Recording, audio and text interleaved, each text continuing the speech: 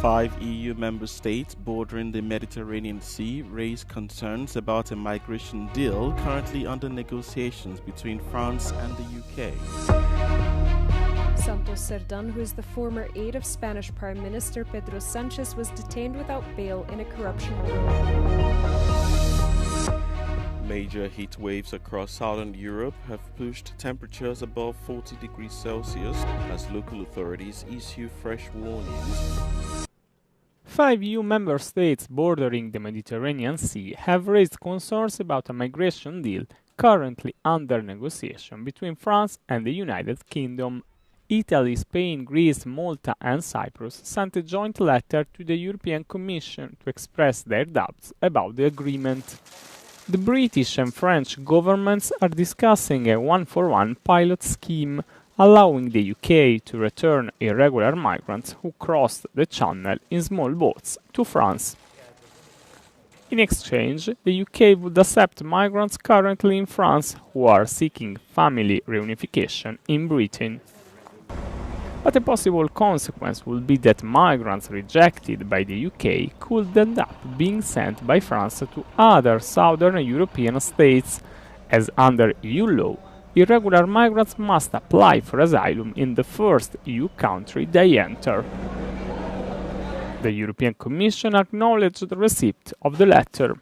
We are in contact with the French and the UK authorities to ensure the necessary clarifications are made, and we are working with France and the UK, as well as other member states, to support solutions that are compatible with the spirit and the letter of EU law.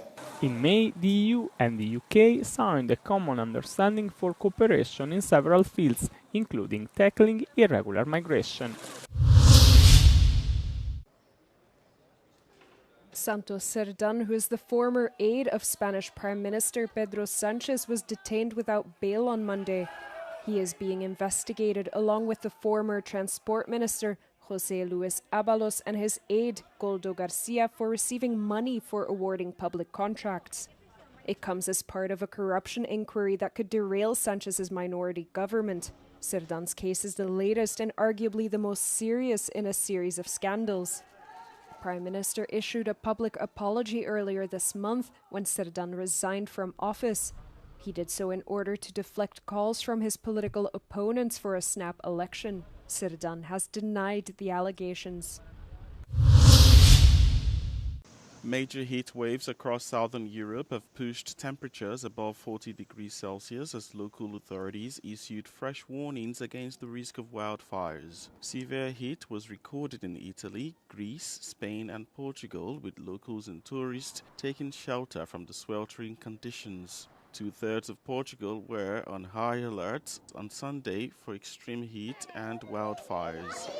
Sim, cuidados com calor. Vamos estar sempre aqui no calor, um bocadinho vamos ali para as nossas arcas, ali comer e apanhamos bocado de sombra.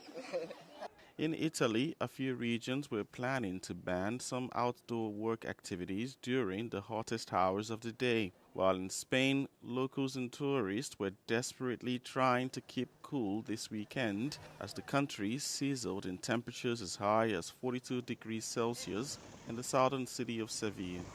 Yo me libro de dar consejo a nadie, pero viendo lo visto que vamos a llegar a 43 grados, a las horas de más calor que se quiten de en medio, por muy bonita que sea Sevilla y haya que verla, pero que esperen a levantarse prontito y a las tantas de la noche, porque otras horas no hay. Experts link the rising frequency and intensity of heat waves to climate change, warning that such extreme weather events are becoming increasingly common across Europe's southern region.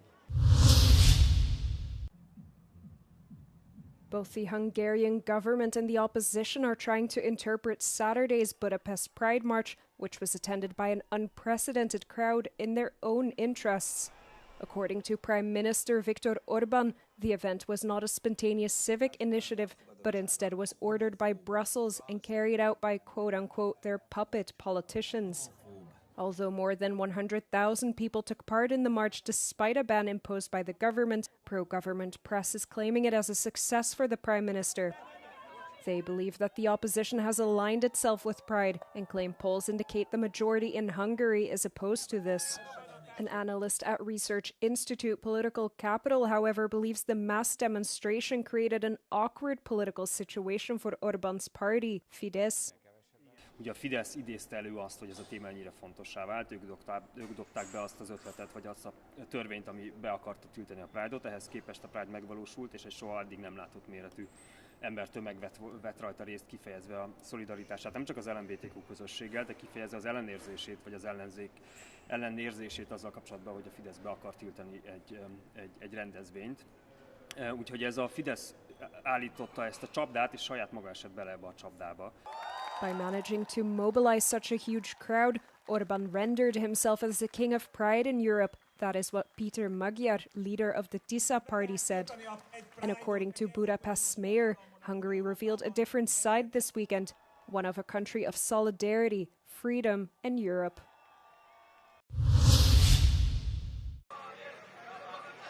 Dozens of Israeli settlers set fires, vandalized military vehicles, and attacked soldiers at a military base in the Israeli-occupied West Bank on Sunday night, the military has said. In a response to the violence, the military used stun grenades against the settlers. Israel's defense minister, Israel Katz, vowed to eradicate violence, quote-unquote, from the root. Prime Minister Benjamin Netanyahu condemned Sunday's attack, and far-right security minister Itamar Ben-Gvir has also offered a condemnation, a rare move, as he has often defended Jewish settlers accused of similar crimes. Violence by extremist settlers has risen alongside growing tensions in the region. On Wednesday, 3 Palestinians were killed when Israeli settlers stormed a village near Ramallah. The West Bank is home to some 3 million Palestinians living under seemingly open-ended Israeli military rule and 500,000 Jewish settlers. Can the Axiom 4 space mission inspire a new generation of astronauts? Patrząc na to, jak historycznie przebiegały losy naszego kraju w ciągu ostatniego półwiecza, to bardzo delikatnie mówiąc dużo się działo.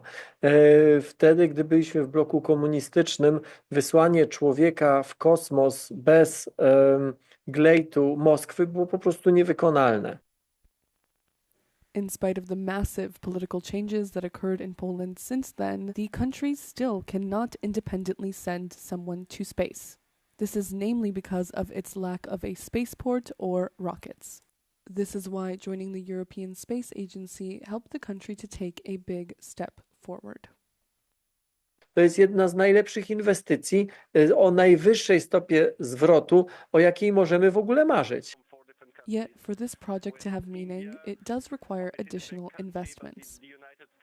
W momencie, w którym ten fakt zaopiekujemy, ten fakt opowiemy, dopracujemy do niego, czy dostosujemy i system edukacji, i system nauki, i sam przemysł kosmiczny, to tak, to bardzo dużo w sensie i finansowym, i pozafinansowym możemy na tym locie zyskać.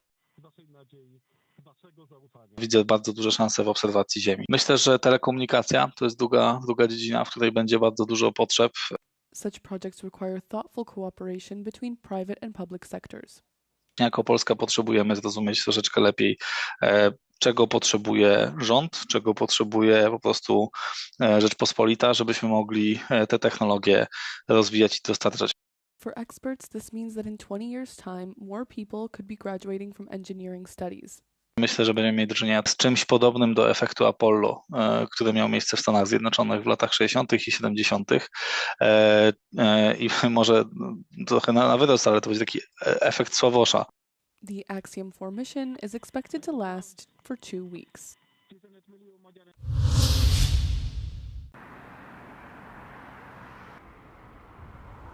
The battle to reach Europe's 2040 climate targets has begun.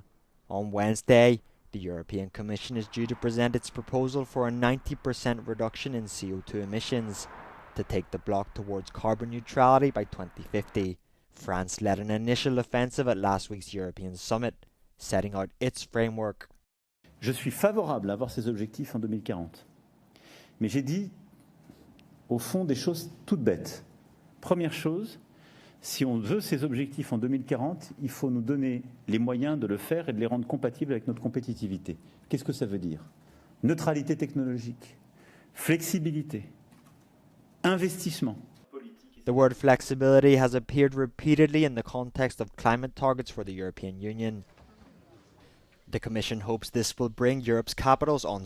We need some clear orientation around 2040 and the reduction of 90% of our emissions by 2040 is a clear goal. Then how we can combine the different pieces, the eventual flexibilities, is the thing to be discussed. But we're working hard and we will table our proposal in the coming days. For environmental NGOs, granting flexibility is precisely what could end up jeopardizing European efforts to battle climate change. The one that everyone talks about here in Brussels is about international credits. So this is basically the fact that the EU and member states could pay other countries outside the EU to basically cut their greenhouse gas emission.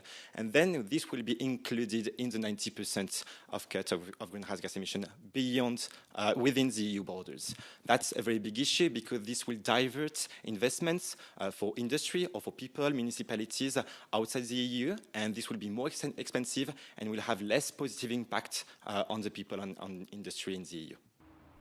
Paris is asking for more time to negotiate and should be able to count on the support of Budapest and Warsaw. However, other member states such as Germany, Spain, Finland and Denmark fully support the 90% CO2 reduction target.